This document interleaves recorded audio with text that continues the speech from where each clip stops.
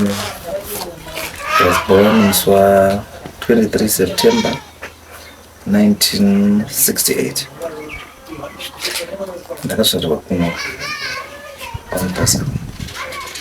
So what actually happened? Ndakazvarwa kuseri kwedhoo kukisheni iyoyi, this kitchen, kuseri kwedhoo kukisheni ndiko ndakazvarwa. Yes. Then ndati kure kure mai wangu akazovharwa nerwizi ari kumhiri, ini ndiri kumhiri. Ndobva ndato I was weaned off. Rwizi rwupi? Nyampande. Saka nenyaya yekuti akatadza kundiyamwisa that day ndakabva ndakavhariswa wean off kubva pazano. Anozoyamwa. So I didn't have my time yese yekuyamwa zvakaita vamwe vana vese. Mama kura sei? I was almost around close to a year. Then ndakazvarwa in a family of 9. 6 girls and 3 boys. Then pamwe boys pacho I'm the youngest. Saka family yedu yakati 3 girls pakutanga, first born, second and third was come. Ndobva zvava isusu vakomana pakati 4th, 5th and 6th boys. Then 7th, 8th and 9th was come. So takati 3, 3, 3. Then most of my time ndakakurira panapa. Then time yehondo, that is 1976, 77, 78, takambomuka panguye nenyaya yekuyehondo tichinogara Mutare. Then ndobva ndambogara nasekuru wangu kuStepford, anga ari forest ikoko. Ndikaita ikoko grade 3. Ndobva ndadzoka ndobva ndadzidza futi paSt James Zongoro primary apo pamira. I think ndine record yekuti I was the first head boy. Akaita 2 years ndakaita head boy ndiri grade 6. Saka ndakaita head boy wechikoro ndiri grade 6 negrade 7 for 2 years. Yes. Ndiri ipapo ndakaita tei zvakawanda. Ndaiti ku1 kusport, I was very good at sport. Then ndakanga ndiri mudebating club yechikoro. Then I was the sports reporter wechikoro ndiri kuprimary. Kuma sports amaiita ndapacho? Ndaitamba soccer, ndaimhanya. Then pa grade 7 tainyora 2 subjects. Tobva tabuda tati neEnglish and Maths. Those are just the 2 subjects dzatainyora. Saka ndakabuda ne1 kuMaths, ndakabuda ne1 kuEnglish. That was 1983. Ndobva ndabva ipapo ndobva ndaenda St. Augustine's for my secondary education. St. Augustine's ndikaita O-level, ndikapasa O-level 1988, ndikadzoka for A-level pasame chikoro pasame kasinzwa. So I did A-level in 1990 pasame kasinzwa.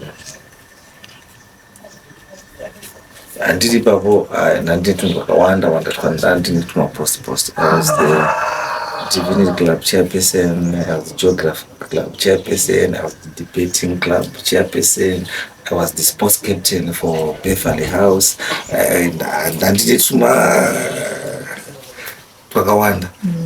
I was the school DJ. maizvibatanidza sei manje kuti divinity club neschool DJ zvese zvese saka zvataita pasend Augustines is not like zvakufambiswa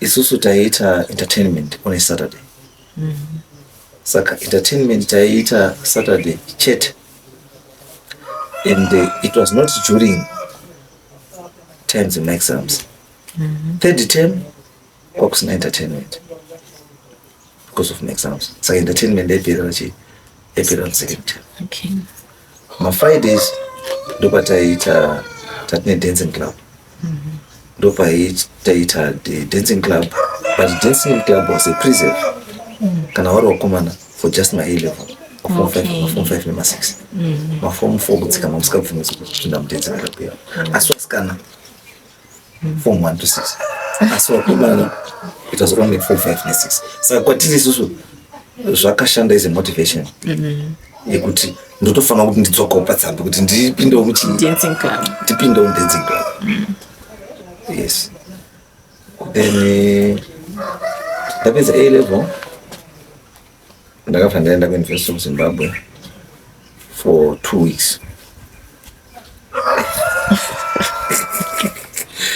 ndaenda for 2 weeks I was trying to change program andakaita sei and ndapiwa mamapiwa yei ndakanga ndapiwa ini chandaida chaicho ndaida kuita law ndio yakanga iri but gore redu iroro takangota munyama because University of Zimbabwe munaenda ne3 points ne2 points ne4 points but pagroup redu isusu ndoto zvakachinjira tofanira kutopinda paUniversity of Zimbabwe it was the only university in Zimbabwe papa kudiwa 9 points saka because of that it meant kuti law yakanga isori pa 11 points 12 points wakwanisa kuita law but gore iro rakabva shifta from 11 12 ikaenda kuti law is just 15 points then for my boys then ladies 14 points saka ndakanopiwa politics and administration saka nepfungwa dzangu zvazvazviri abva zvadini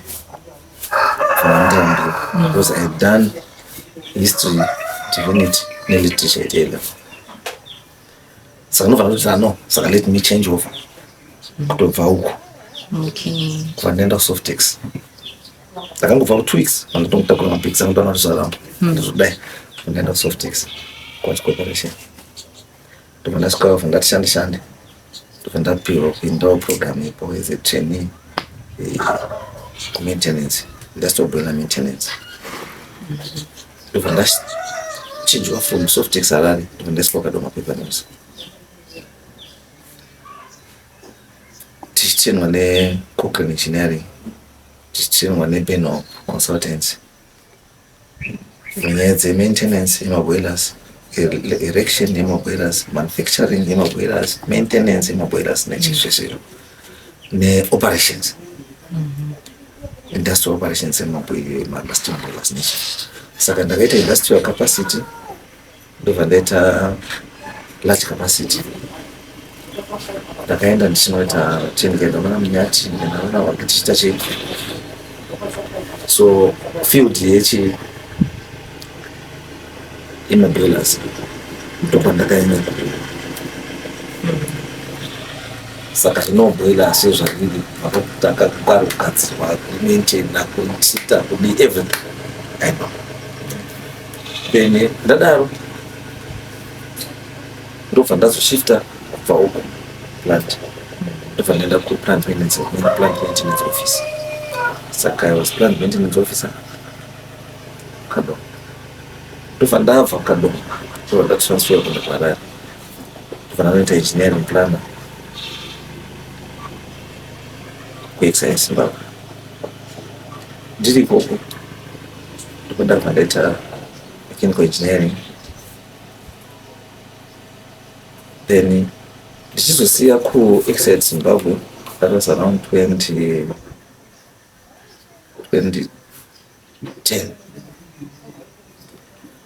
ndakabva ndamboita makambani yangu as favorite engineering ndichiita zvandaita ndichigadzirawo ndanokamwe kambani ndikaita imwe supply bottles nechienzi manual distributors ndikabva ndikazoita technical director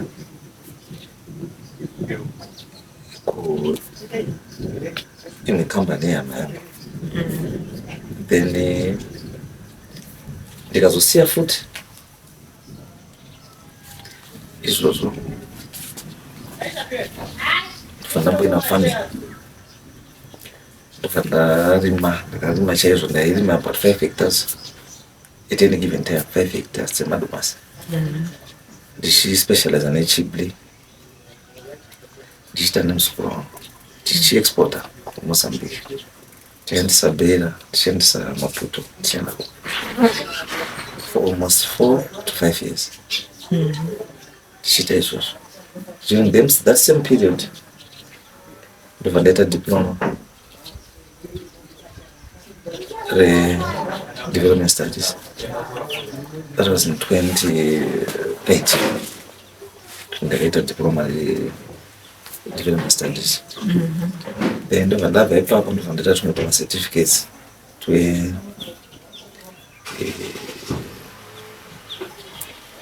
production manure, organic manure, production, the process nature, certified the production of that.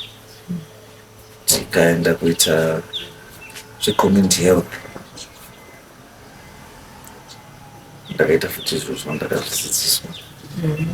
Ndikaita futi the creation of nutrition gardens, community nutrition gardens. Ndakaita tikaestablish almost 21 gardens. Makabva nayo ku division 4 kusvika ku first division. Okay. Yenzi kadoma sharpshooters. Ndine tati imiyo time iyo ndandiri Zifa Secretary General weMarsh West Province. Ndiri member yeboard yeNorthern Region.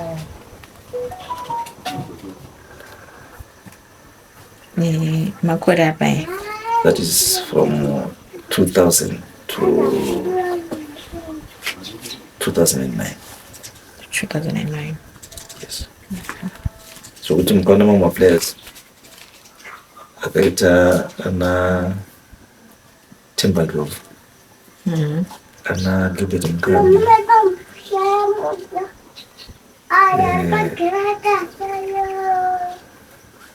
ana Scott Clopas, ana Ali Kazembe, ana Nofana Mfua, ana Katib Marajira, ana Charles Schutzer.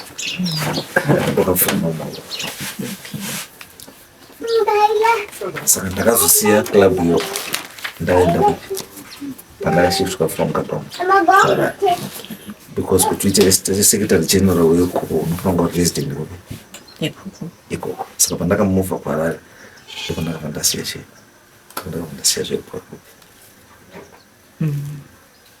But ndinoise administration but I was there. I have owned the team. I've been in the administration structure Zifa zechi ndinoziva ndakazviita futi. Then ndokatazobva ipapo kubva ndadzoka kuno ndakuita hangu personal business hangu. And at one time I stayed in Beira for 1 year. Ndichiita izvo ndandikuita hangu ikoko. Saka ndaitora zvinhu from Beira ndichiunza kuZimbabwe ndichitora zvinhu Zimbabwe ndichishandisa kuBeira. Okay. Asi ndiri best kuke Beira for 1 year. Then I've been also to Zambia. Digital the same thing. I've been to Tanzania. I've been to South Africa. I've been to Swaziland. Doing the same thing. the same thing.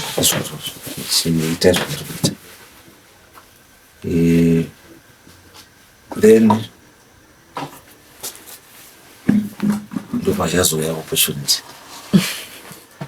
yekuti nguva yakwana kuti ndichiite chinhu ndichiite pamwe pacho ndasiya kuti ndine mukadzi, I think mamuna mukadzi wangu.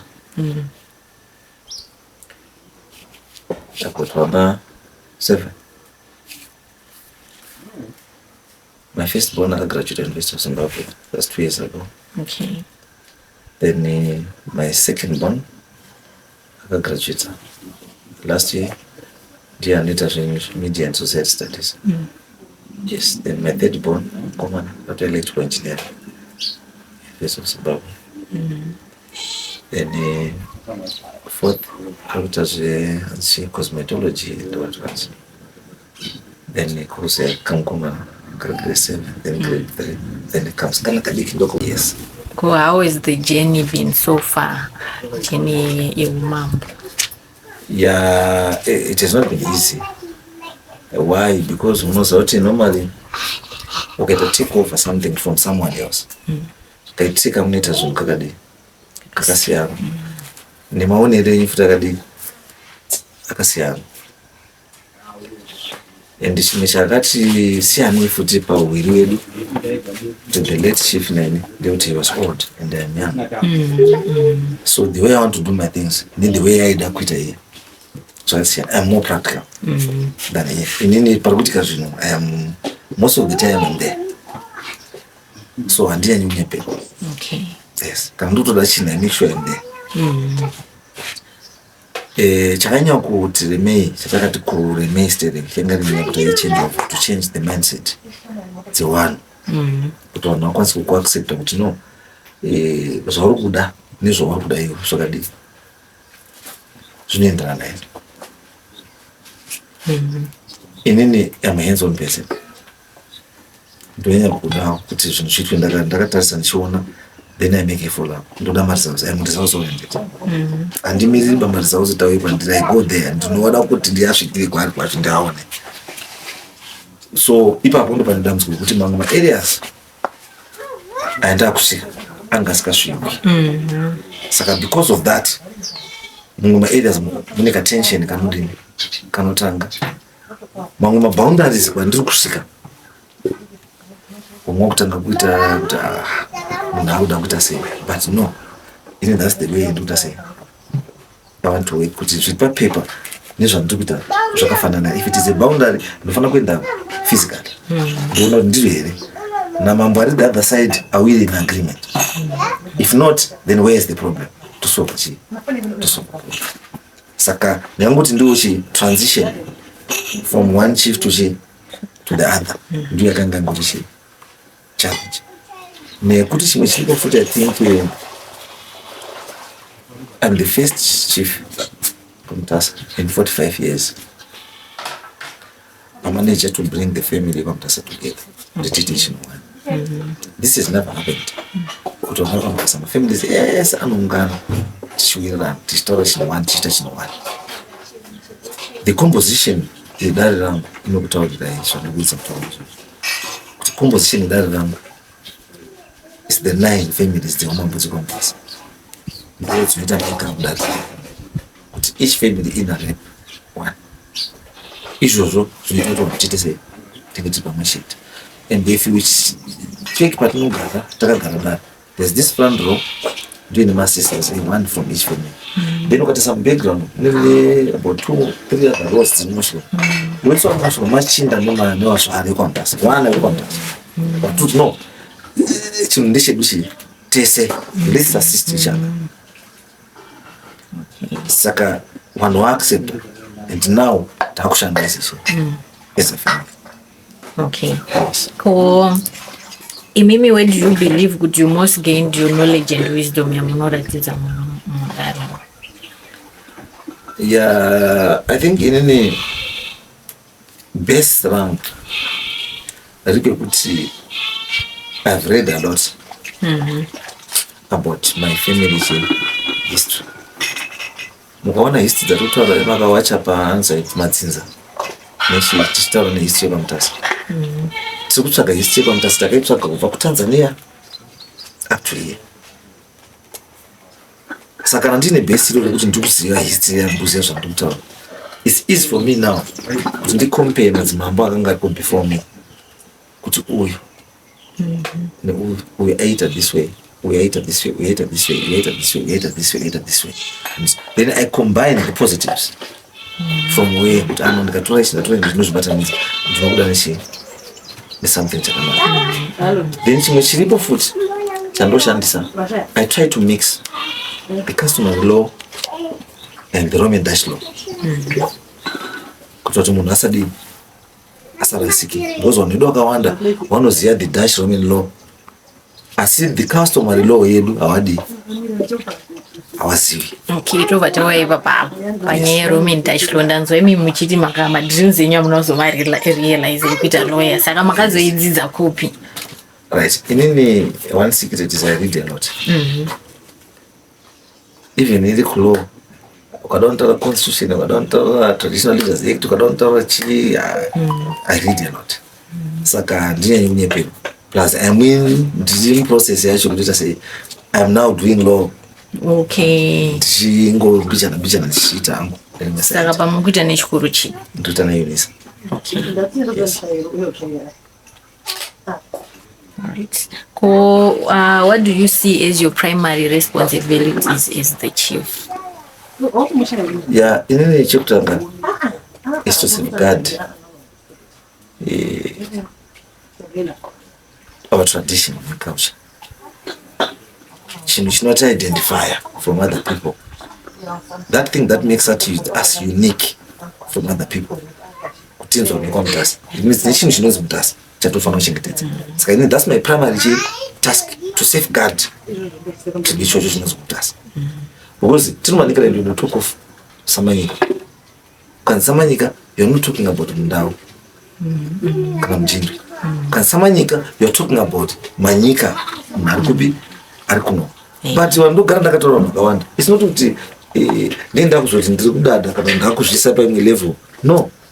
But that's the truth. The truth ndeyekuti Manyika land is rakatorwa from zita kuti Manyika land. Meaning kuti mukuru weManyika land ndiani?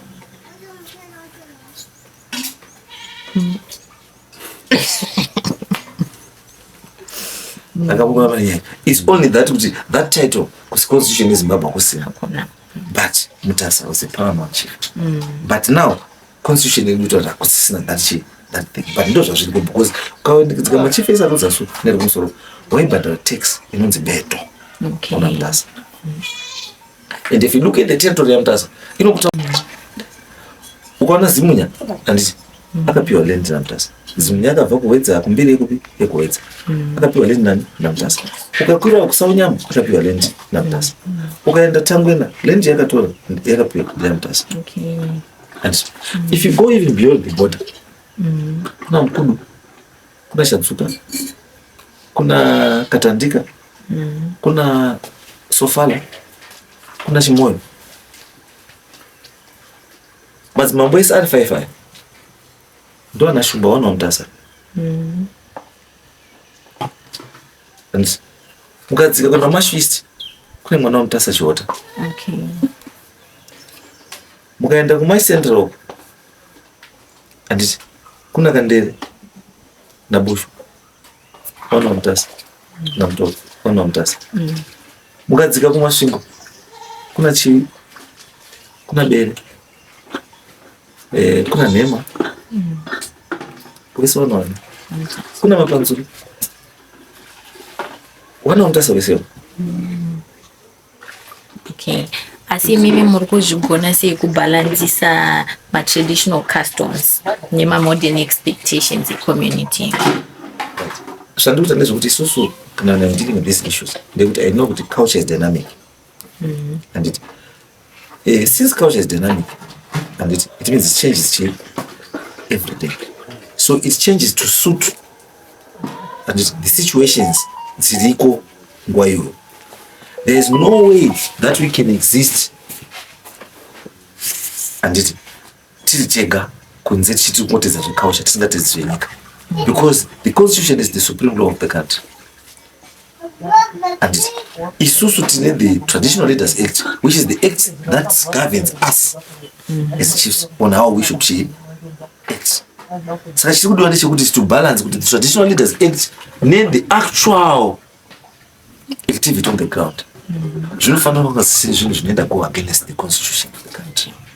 Saka what we try to do is ndikaverenga constitution yeZimbabwe handiti ndoverenga chii ndoenda pasi kuti tsika yepaMutasa inoti chii handiti like for example kutsika kwako nebondo kwaipiwa bondo handiti bondwe musikana wekuti ndikafara kuti mudzimai wangu handiti wanichengeta zvakanaka nechiona tezvara wakafara neni kuti mukwasha akatichengetera muzvichengeta nditase vanzi mukwasha tangu pakamukama ene nako mutorochi ndo bondo asi mutemo uri kuti chii izvozvi naizvozvo mutemo uri kuti hazvichabvumirwi kupa mwana ari under the age of 18 kuti apinde muchimarriage handiti. So how do I mix the two? Kuti mutemo nechi netsika ndakuenda kutsika kwangu kwenda no ishama zangu hachichaiti mutemo washadi hauchabvumiri. Then I read mutemo wacho constitution kuti munhu understand kuti ichi imozvo. Saka ndio zviripo kuti you need to understand the customary law, understand the law of the country kuti chii. Then explain to the people. The people must know kuti ichi chinhu chataita ichi hachichaiti chashata because mutemo hauchabvumirisa. Ndo zviri important. Vanhu vari kuzvitambira here uye ndeapi macases amuri kunyanya kudhila nawo mudare menyu muri kumahandla sei? Right. Isusu what we do tinoti every end of month toita mastatistics atoita achitirakidza kuti macases atadhira nawo for that month are prevalent ndeai. Then tinoti the first dare redu for that month after the report totaura kuvanhu kuti nyaya dziri kunetsa izvo Mutasa ndeyakati neyakati neyakati neyakati ende dziri kunetsera area E ne-E ne-E ne-E. Tochiti ma-reasons why dziri kuoneka ku-area is because of 1 2 3 4 1 2 3 4. Tochiti right tadaro mitigatory measure yatakutora ikoko ndeipi kuda awareness campaign handiti kuda kuti traditional leadership yokuite sei idzidziswe handiti kuda kuti vanhu vokoko watounganidzwe wadii wazive. Saka takuenda kuvanhu takutora chii takutora wemutemo 1 takutora isusu wetraditional leadership aripo totora akamirira chinhu chatiri kuenda kana iri nyaya ma-early childhood marriages handiti takutora wechild protection takuenda nechi takuenda naye handiti kana dziri nyaya dzekuchaiwa kwevakadzi takutora weGBV kana dziri dzekuroyiwa idzodzo manje dzekuroyiwa manje ndedzekuti dzinonzi witchcraft act inotaura kuna chinhu yakadaro because you cannot prove it handiti. Saka even yamuka yakudaro handiti handikwanisi kujaja munhu kuti iwewe wakaroya munhu because handifina kaita proof. Kana kuti munhu akapuma munhu kuti iwe ndinoda kutokuroya iwewe ndinoda kuti kudai ko wakaita coincidence kuti ndakati ndichakuuraya iwe mwana wako vhadi uvhafa but do I have proof yekuti kuti chazouraya mwana wako mashoko ako yakati wanoda kumuraya hakuna. Saka what do I do? I just reprimand you kuti no next time usataure mashoko akadai usataure zvakadai but pasina mutongo wekuti ndikuti mutongo wakati because mutemo wangu uya uko haundibvumiri izvozvo ndokusiyana. Zvafanana nekuti totora nenyaya yekuti ngozi izvozvi mukaona kuti nyaya dziri prevalent siterei padare rangu izvozvo inyaya dzengozi inyaya dzema-land disputes. Ma-land disputes nyaya dzengozi nyaya dzekutorana chii dzekutorana makadzi idzo ndo nyaya izvozvo ndo dziri patopic dzozingana dziri 3 izvozvo kwaMutasa. Kuti apa nyaya ye-Traditional Leaders Act maybe to help unpack it for our readers kuti what is its main purpose and how does it guide your role imimi samambo kunoko. Right. Because Traditional Leaders Act inotaura 1 the procedure yeappointment. How do you appoint? munhu utazonzisabu Tanzania ishe what are his duties after it say and kana appointwa what are his conditions of service and then ari ipapo chinomudzingisa basa chii mado's and don'ts izvi afamba kuita corruption and munhu ane case iri pending before the courts and irichi haakwanisi kupinda pachigaro chakati haakwanisi kupinda pachigaro chakati zvakadai izvo zvese zviri muchi zviri mutraditional leaders act. Okay, maybe tiripo papo maheadman anotonga kugumira papi kana matare emaheadman anobvumirwa here nyaya dzavanogumisira ndedzipi dzavanozonzi idzavakwanise kutonga dzinofanirwa kuidzwa kuna mambo? Right, kune nyaya dzekuti ivi nyangwe namambo wacho atonge hatina jurisdiction.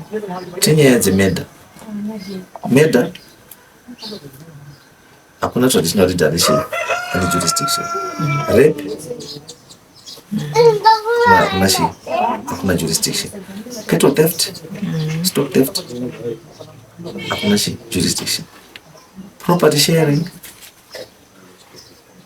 hakuna jurisdiction.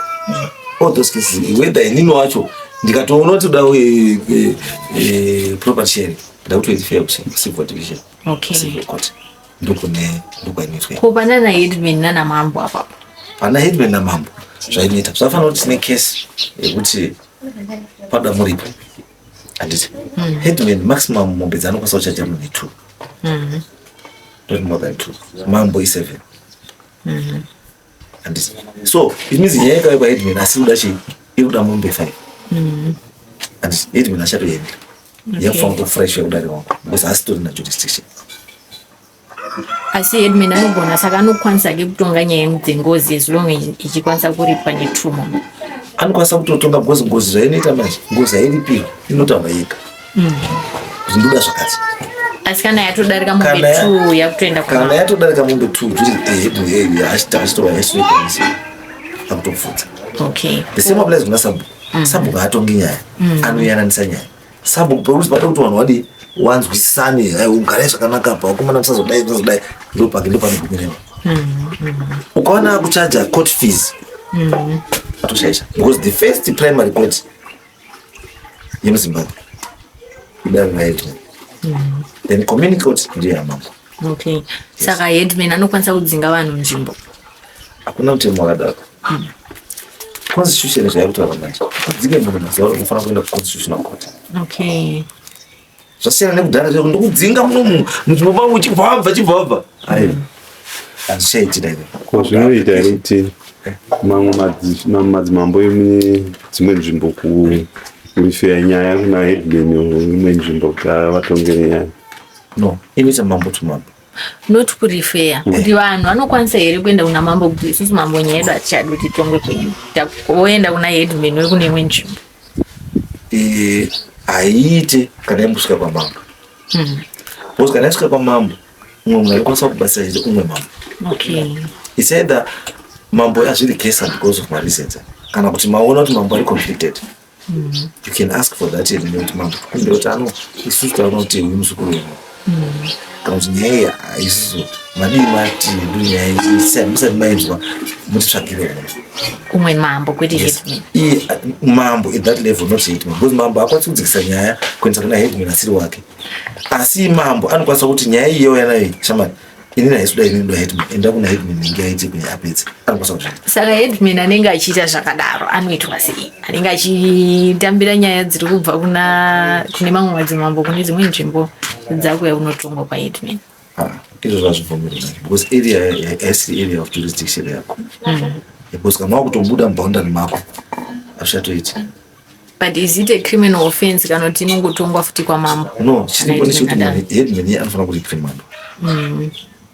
Headman ka ukaona akungwarisa mambo ndiye anofanira because mambo ndiye ane simba rekutotoka kuti iwe chimbomira nekuti zvinhu zvakuzvakuita zvisi kuenderana neshinhu. Okay, mambo wake ndiye anokwanisa kuita izvozvo because inini andikwanisa kuti kwazimunyaka ndokwanisa kunodzinga eshe kwakazimunya hazviiti but I can launch a complaint kuna zimunya mambo kuti headman wako ari kudai zimunya odaidza eshe wani wake utaura kuti iwe wakadai kwamutasa iwe munhu wakadai and ndaumbopa mushama. Act not the only person are entitled to come to God. Must be section 26. It is the duty of the village head to receive and accept new applications for settlement in his area. And Apa's headman, Apa's chief. Panzani, village head. And as a village head now, I accept those things. As na foot authority ba. You would have anguti right to Datukupa for them. I'm not some applications. We end now ward assembly. Ward assembly is chaired nani? The headman. Okay. Onus got like 10 applications for land area mango. Or votes on the assembly. Right. Do you have the land? What deny your land? Nipakat. When is right? Or we end up on one nani. Chimuruva mshimu ward assembly. Shende mnu expect patawa ni mnu paripo. Kutumono paripo kushwe. Then chimu yenda it reports back to the assembly. Then some goes to go ahead with machine. This is a guideline on your nation. How important do you think it is to preserve traditional values and practices in today's world? It is important because one, differentiate is the Ndebele culture versus the Shona culture. And so chinoita kuti yo kuenda kumandebele and once they don't kneel down. And asi iwewe it's a requirement the culture yako to kneel down. And they can waita kneel down kune susu wanu wetsika. What's the meaning of that act? Patiri kutsika zedu. Decide kuti washineni pisa. Wazvidzikisa pai. Pass. Even in the way we clap our hands. What woman get on there? And this, what does it mean? This is a sign of authority. I am in charge. Come on then. And this, why do you cross it? And this, if you are saying no, ndavuma kuzvindishi kuenda pasi kusine pesa. Saka izvo zvese is part of our culture. Zvinobatsira kuti ndikwanise kucontrol wana ndogara nawo because mumwe namwe zoti culture yangu iyi haibvumiri izvi haibvumiri izvi ivi nyange pakuroora handiti culture haibvumiri kuti urohwe neka ukesha kana newe wega wakazvimirira kuti warorwa ero ndarorwa because mwakarorwa rino zamari chakatoyamika kwechinezuro you see zviro zvati kutaura nekukurakidza the type of marriage that you're entering into. But it's not organized, but tinoziva isusu nyanguri kuenda $2 kana $3 kana $20 chaiyo tinoungana semhuri mukicheni. Rozi mukwasha auya asi angouya kuti tiite sei tiziwane tobva tatoziwana tobva tatoita sei tobva tati maintroductions okutaita sei. That is proper. No tradition. So it's very important pakucontrola the behavior yemunhu. Okay. Kuve chidikirwo yavo muri kuionawo sei pakuendesa mberi matraditions nemacustoms edu? Unoziva isusu kushona toti noshata musoro dii musoro wangu aniti tiri kuti isusu mwana wangu inini kuti understand nekupa importance to our culture afana kuzvidzidzisa achinoona ndichizviita. But inini ndisakazviita iti ndatomuspoila. Kana tsika yangu pana vachitaura kuti mwana uchimuka the first thing usati wabata kana anything kana chii is to come and say mamuka sei marara sei mama marara sei baba. Handiti ukaona zvichiitika izvozvo iye ndozvaachaita kumwana wake wake zvichingodi by so doing tapreserva chii ikawo chaitatoita sei yatatopreserva. Asi inini baba ndikatanga kuti hi morning how are fine guys fine handiti what have I done?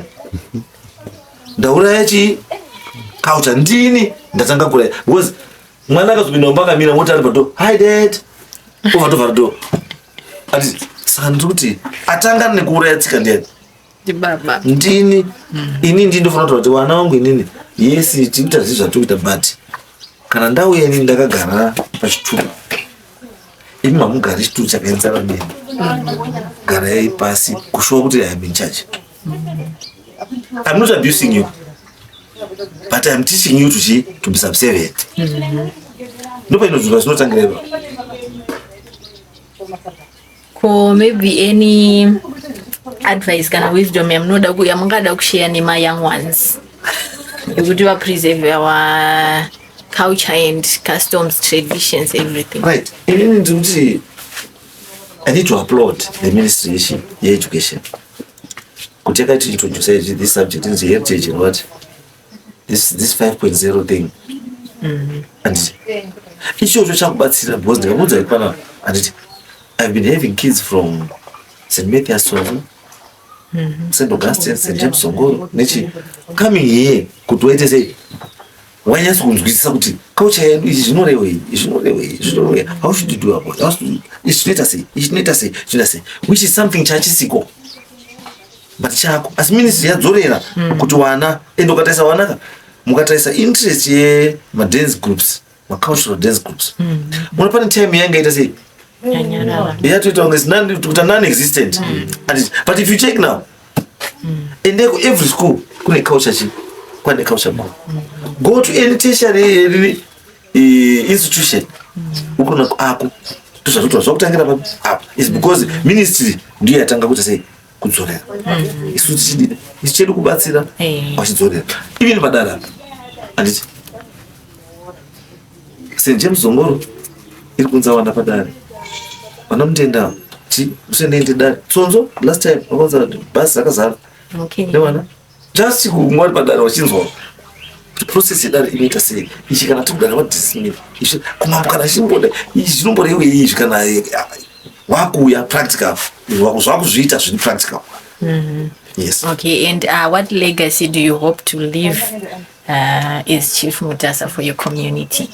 Inini I want to leave a legacy which is forward thinking. And did one or the stagnant when it comes to brain weak. I don't believe in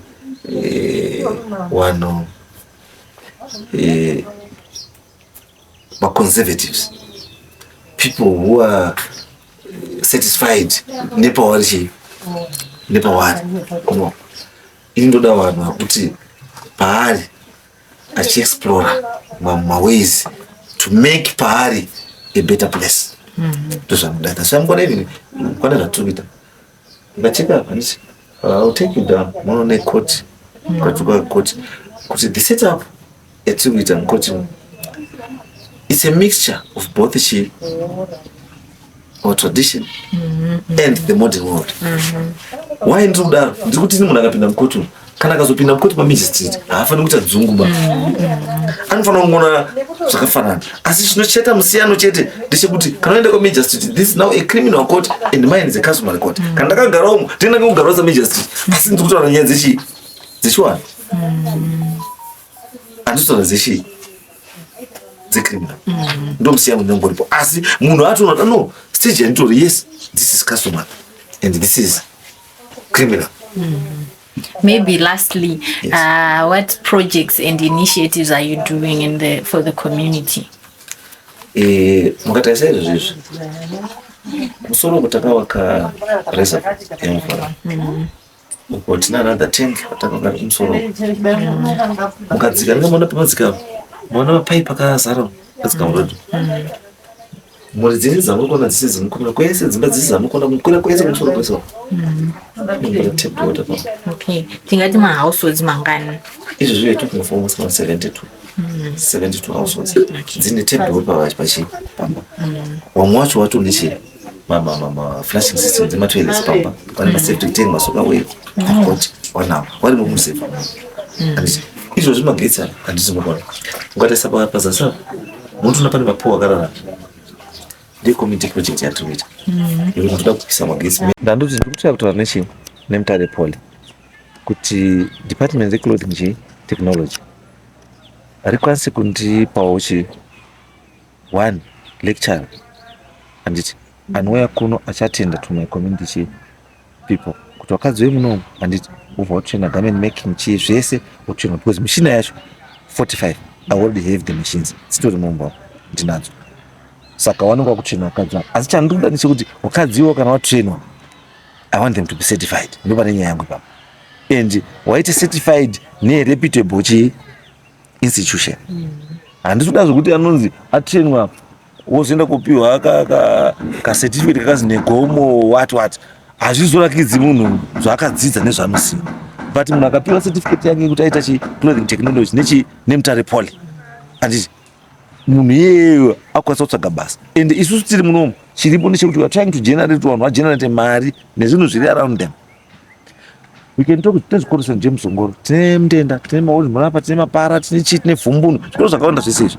Handiti zvoda matai, zvoda mahats, zvoda chii, almost every year panotanga gore pese wanotoda mauniforms nechii zvese.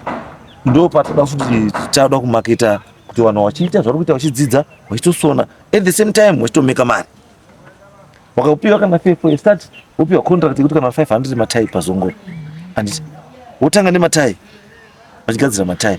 The next thing wakuisa malogo, matai nemalogo. The next thing wakuita mahat. And from there wakuita mablazer, wakuita mashirts, wakuita chii, and wakutoita mari. Ndo zvatotaisa izvo, but tokutotangira kutoti mishina yacho, I've got 45 sewing machines right now dzitori pano. Dzingomira kuti this thing chikia sei zvingopera madzimai ecommunity akutotanga. Asi my issue ndeyekuti achiita zvakuita training vanofanira kuva certified nereputable institution. Ndo pane nyaya yangu ipapapo chete. Ndosa ndoti ndiri madiscussions nemutare poli kuti vandipewo anenge achiuya achitraina chii achitraina display. Tiri ipapo pahowapo ndimuri kuvaka Chief Mutasa here kana kuti government yakaita chipi? No, straight from my pockets. Handina assistance from him. Yes, the government in a program yekuwakira machief macourse nechi, but haisati yani program yacho haisati yani. Saka ini ndanguti reka vanondibatira mberi. Mati hall yenyu inotakura vanhu vangani? 600. Okay. Right. Ndokuti the challenge yehombe yatinayo especially kumining sector ndekuti vanhu vakawanda vari mutare river umo vari kuita mining premier, vari kuita mining pena nhonga nekupi kwese havasi wanaimo vemunomba Mutasa. Saka because of that hakuna corporate social responsibility, hakuna chiri kuuya. Because ndikada nditi izvizvi ndinongedze road yakagadzirwa nemaminers maMutasa, hakuna. Nditarise chikoro chakawakwa nemaminers kwaMutasa, hakuna. Nditarise kuti vana vari kupinzwa chikoro nemaminers maMutasa wangani, hakuna. For example, nda kuenda papremier, pane Premier Central Primary School. Wana vari kutogara 2 wana pachair. Asi next door pana mine ari kuita hip leaching. And who is getting not less than 20 kgs a month of gold. Asi ari kutadza kuti let me from the 20 kgs ngandirizeve 500 grams for community development. Hakuna. They are just interested kutora goridhe, they go woenda kunovaka mamansion avo kuHarare, Bulawayo, kupi, wherever they go. But muno maMutasa they're doing nothing. Hakuna. Saka ndo chichemo chihombe chatinacho. No. Kana munhu usikakwanisi kubatsira pari kukupa resource iri kuraramisa, then it's better you go. Towana ane tsitsi nemweya wekubatsira. Because don't think about yourself chete iwe nevana vako.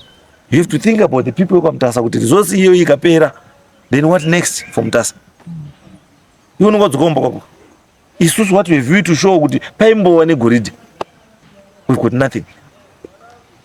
I think that area it need to be, there's need kuti itwe revisited kuti tibenefitewo, because kwataisa even nyango yechi nyaya yekutaura dze devolution. And devolution iri kuemphasize kuti no area ngaikudzwe nemaresources ari muarea mupi imomo, but that's not happening. It's not happening.